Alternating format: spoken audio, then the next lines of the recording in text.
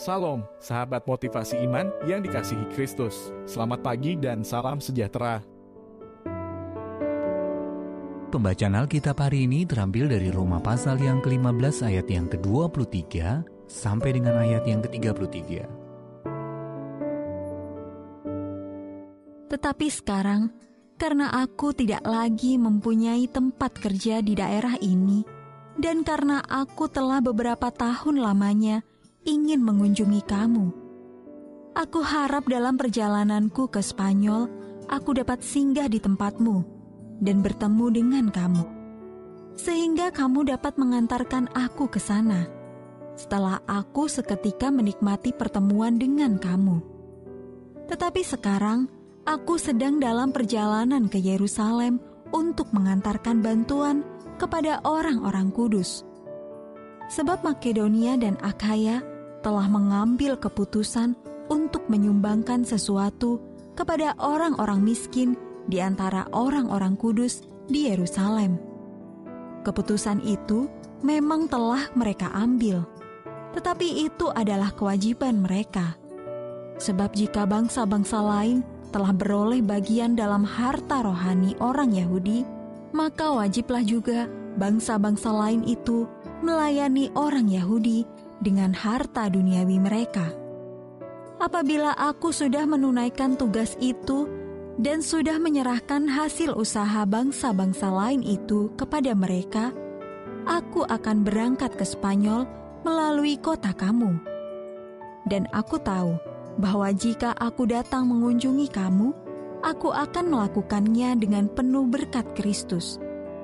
Tetapi demi Kristus, Tuhan kita, dan demi kasih Roh, aku menasihatkan kamu, saudara-saudara, untuk bergumul bersama-sama dengan aku dalam doa kepada Allah untuk aku, supaya aku terpelihara dari orang-orang yang tidak taat di Yudea, dan supaya pelayananku untuk Yerusalem disambut dengan baik oleh orang-orang kudus di sana, agar aku yang dengan sukacita datang kepadamu oleh kehendak Allah, beroleh kesegaran bersama-sama dengan kamu. Allah, sumber damai sejahtera, menyertai kamu sekalian. Amin. Ayat Mas renungan hari ini terambil dari Roma pasal yang ke-15 ayat yang ke-30. Aku menasehatkan kamu untuk bergumul bersama-sama dengan aku dalam doa kepada Allah untuk aku. Judul renungan kali ini Selendang Ungu.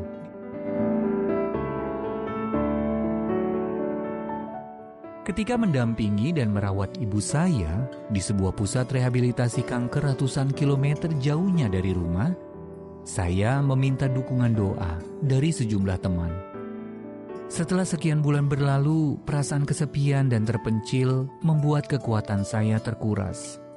Saya berpikir, bagaimana bisa saya merawat ibu saya dengan baik kalau saya sendiri merasa kelelahan, baik secara fisik, mental, maupun emosional.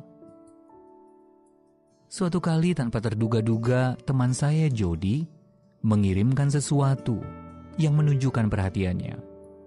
Ia telah merajut selai selendang doa berwarna ungu untuk menjadi pengingat bahwa ada banyak orang yang mendoakan kami setiap hari.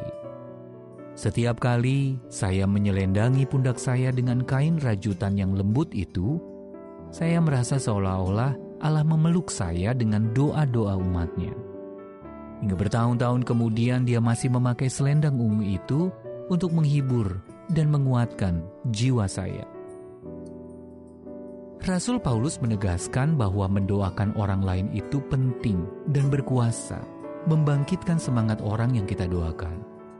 Lewat permohonannya yang tulus untuk didoakan dan dikuatkan selama perjalanannya, Paulus menunjukkan bagaimana mereka yang berdoa bagi orang lain menjadi rekan kerja dalam pelayanan bersama. Dengan meminta dukungan doa secara spesifik, Sang Rasul tidak saja menunjukkan kebergantungannya terhadap dukungan dari saudara-saudari seiman, tetapi juga keyakinannya bahwa Allah sanggup menjawab doa-doa mereka. Ada kalanya kita merasa begitu kesepian dan sendirian. Namun Paulus menunjukkan kepada kita bagaimana meminta dukungan doa sementara kita juga mendoakan orang lain.